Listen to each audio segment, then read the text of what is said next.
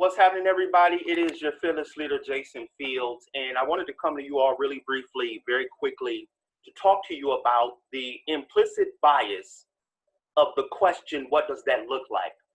So I've been talking with a lot of individuals, a lot of business groups, a lot of individuals at government level, nonprofit organizations, and one of the things, the trends that I'm starting to see is that we have this question which reveals an implicit bias that somehow what we've done for one group of people cannot be duplicated for a different group of people.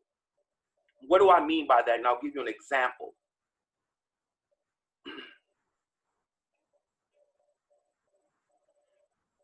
The state of Wisconsin created, back in 2013, Wisconsin Act 41, a venture capital investment program. I know a lot of these individuals, great individuals, cool individuals doing a bang up job. We allocated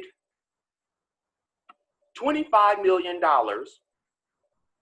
from Department of Administration to invest in this, what we call Badger Fund of Funds model. That's the 2013 Wisconsin Act 41 venture capital program. And so when I come along and I say,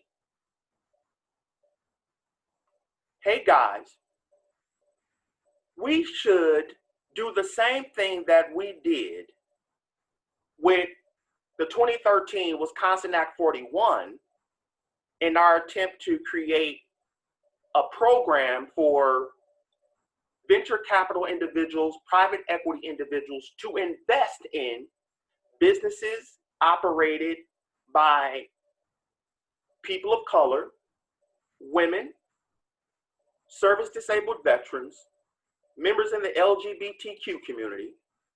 We should look at creating a diverse and emerging managers program for the state to invest.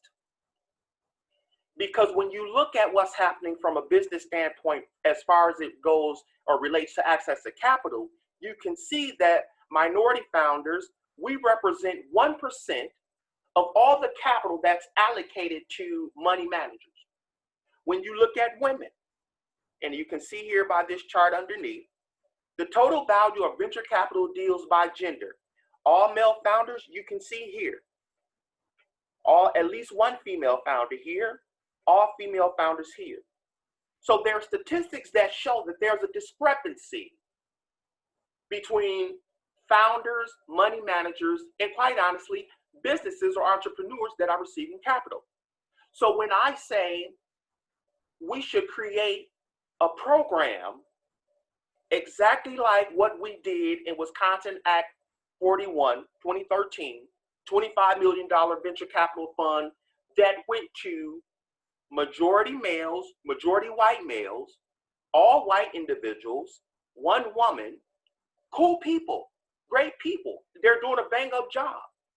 But when I come and say we need to do the same thing to this underserved, under-targeted group, and you ask the question, well, what does that look like? What you're telling me is, what you're showing me or what you're saying is that you have an implicit bias.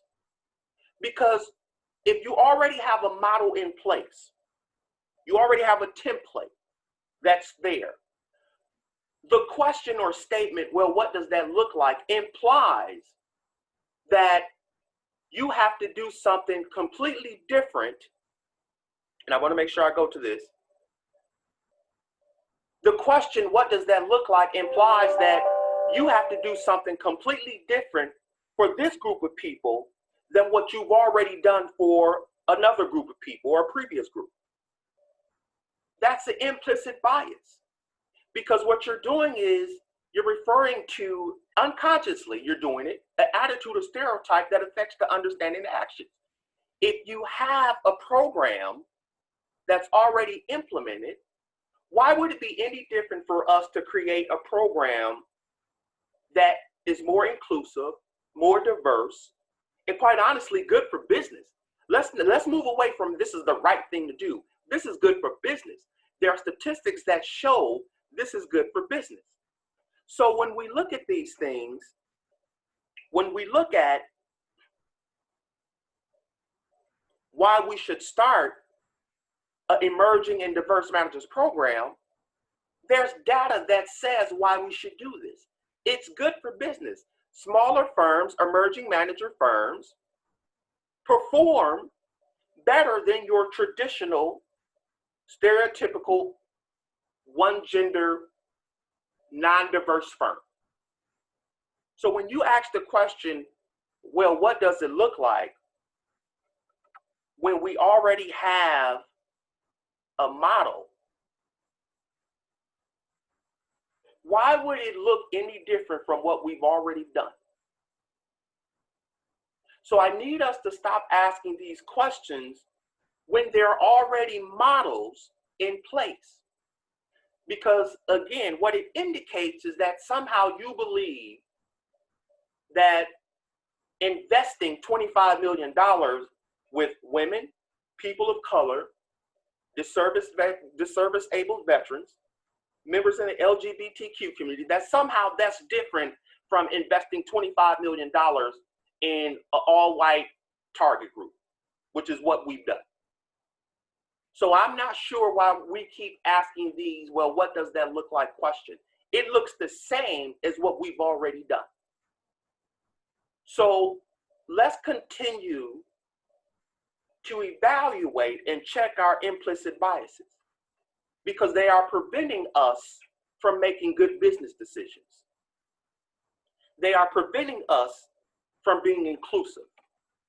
When you have an implicit bias that somehow you're doing the same thing that you did for a group of white males, somehow needs to be different for what you can do and invest in women, people of color, service-disabled veterans, members in the LGBTQ community, somehow that's different. That's an implicit bias. Let's check our implicit biases.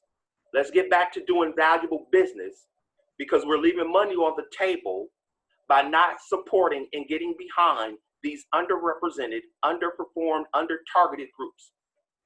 Thanks.